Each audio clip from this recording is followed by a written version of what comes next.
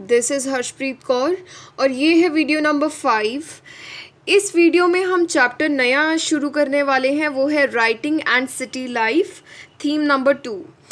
इस चैप्टर में आपको पता चलेगा कि जो मेसोपोटामिया है उसके अंदर सबसे पहले कैसे सिटी लाइफ जो है शुरू हुई। उससे पहले इस चैप्टर में BCE और CE जो हैं एब्रीविएशंस यूज़ करी जाती हैं, जिनकी फुल फॉर्म होती है before common era means BCE या फिर कॉमन एरा मतलब CE। इसके पीछे एक कंसेप्ट है जो कि आपको पता होना बहुत इम्पॉर्टेंट है। तो सबसे पहले जब जीसस क्राइस्ट का बर्थ हुआ उसे हम बेस ईयर लेके चलते हैं। तो जब जीसस का बर्थ होता है तो क्या हुआ कि जब हमारे पास 1 ईयर ओवर हुआ, after the birth of Jesus Christ 1 year over हुआ तो हम उसे बोलते हैं फर्स्ट CE। ठीक है, सेकंड हुआ सेकंड CE, ऐसे ही थर्ड एंड फोर्थ CE। तो इस में अगर हम आगे चलते जाएं, आज के टाइम में चल रहा है 2020, तो हम कहेंगे कि 2020 CE चल रहा है। अब अगर बात करें कि कॉमन एरा को हम AD भी बोलते हैं, मतलब एनो डोमिनी भी बोलते हैं। नेक्स्ट अगर हम देखें कि कॉमन एरा से पहले का जो टाइम था वो था before common era. Before common era है मतलब जीसस का जब बर्थ हुआ उससे पिछला 1 साल फर्स्ट BCE होता था, उससे पिछला सेकंड BCE, उससे पिछला थर्ड BCE, ऐसे करके हम जाते हैं पिछले टाइम में। मतलब अगर हम 2000 BCE को देखें, वो जो है वो बहुत पुराना होगा as compared to the first BCE। मतलब यहाँ पे अगर हम इस बिफोर कॉमन एरा में अगर हम टाइम पीरियड बनाते हैं कि इस टाइम से लेके इस टाइम तक, तो जो हमारा स्टार्टिंग का टाइम होता है उसका ये जो नंबर होता है वो बड़ा होता है। हम यहाँ पे क्या कहेंगे 20,000 BCE टू सेकेंड BCE। पर अगर यहाँ पे देखें, अगर हम यहाँ पे टाइम पीरियड बनाएं तो हम कहेंगे 2 CE टू 2020 CE। ठीक है, तो मतलब यहाँ पे असेंडिंग ऑर्डर चलता है, यहाँ पे डिसेंडिंग ऑर्डर चलता है। तो BCE को हम BC भी बोलते हैं, बिफोर क्राइस्ट, बट हम इस चैप्टर में BCE and CE he use करेंगे। अब आपको पता चलेगा अबाउट द मेसोपोटामिया कि जो मेसोपोटामिया है उसमें सबसे पहले सिटी लाइफ जो है वो शुरू हुई थी। और आज के टाइम में जो इराक है उसे ही मेसोपोटामिया कहा जाता है। ठीक है, और मेसोपोटामिया जो है वो एक ऐसी जगह है जो 2 रिवर्स के बीच में आती है। पहली रिवर है यूफ्रेट्स, सेकंड रिवर है tigris. Euphrates and Tigris, right. Mesopotamia जो है वो 2 ग्रीक वर्ड से बना है।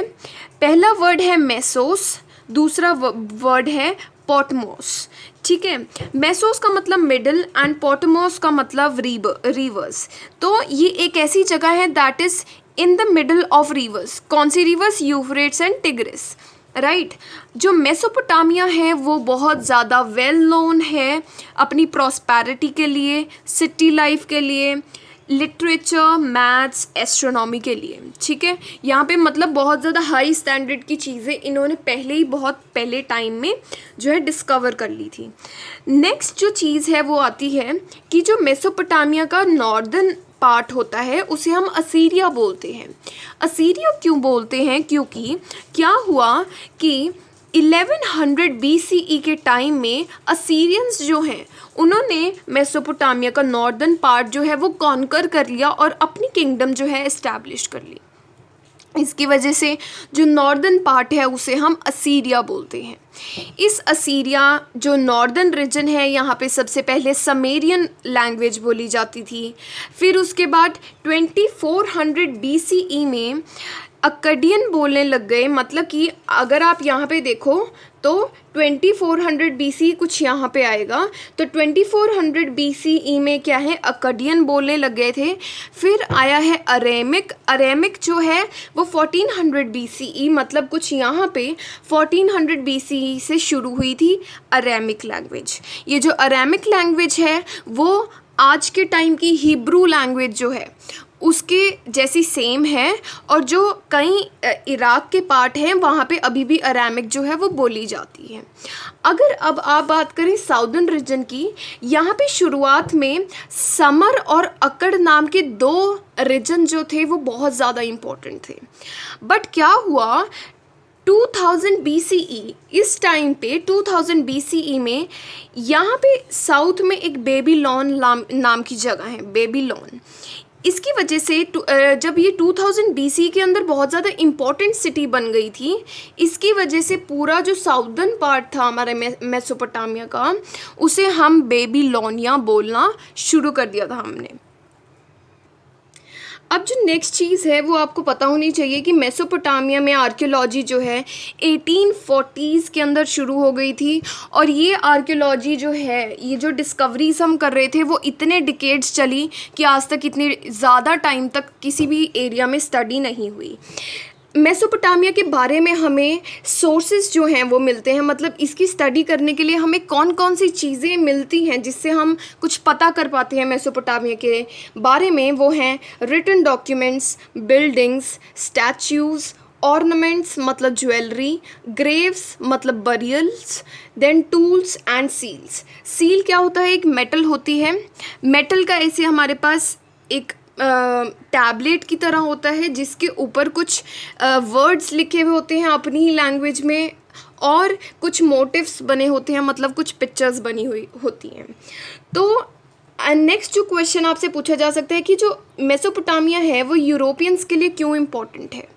क्योंकि जो यूरोपियंस हैं उनकी जो ओल्ड टेस्टामेंट है, मतलब बाइबल का जो पार्ट है, उसके अंदर जो शिमर वर्ड है, शिमर वर्ड को बहुत ज़्यादा इम्पोर्टेंस दी गई है, और शिमर वर्ड जो है वो सुमर के लिए यूज़ हुआ है।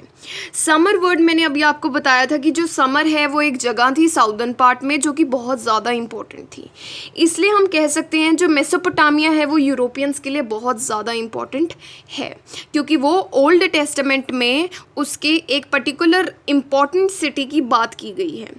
नेक्स्ट टॉपिक आपके पास आता है the Mesopotamia and it's geography.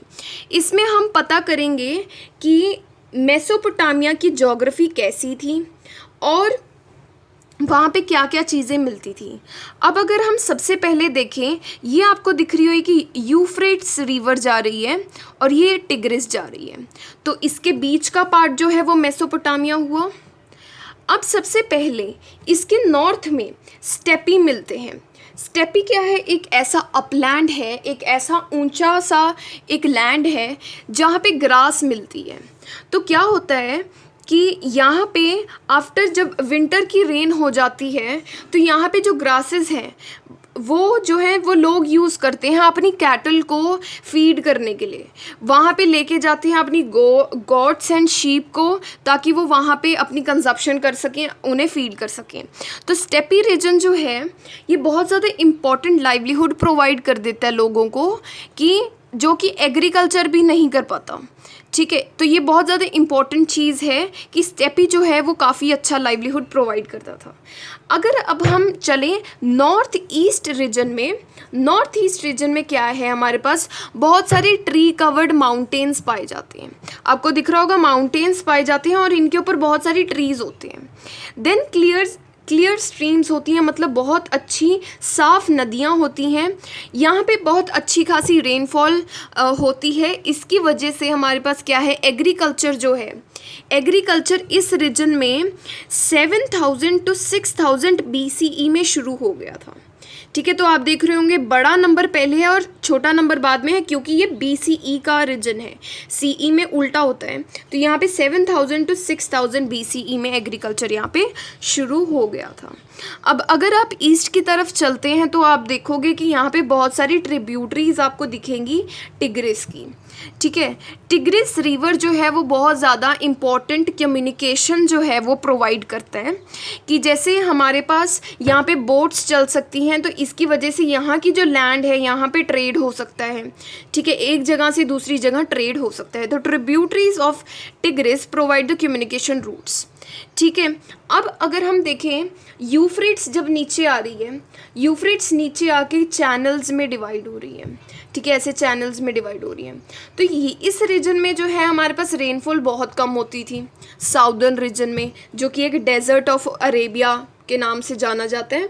तो यहाँ पे रेनफॉल बहुत कम होती है, बट क्या होता है यहाँ पे ये जो चैनल्स यूफ्रेट्स के हो रहे हैं, मतलब ऐसे डिवाइड हो रहे हैं, उन्हें लोग जो है इरिगेशन कैनल्स की तरह यूज़ करके इरिगेशन के लिए ये वाटर यूज़ कर लेते थे, ठीक है। एक तो ये बात हो गई कि हमारे पास even there is low rainfall right there in this region, तो भी हम यहाँ पे ये यूफ्रेट्स की वजह से बहुत अच्छा एग्रीकल्चर यहाँ पे कर सकते हैं।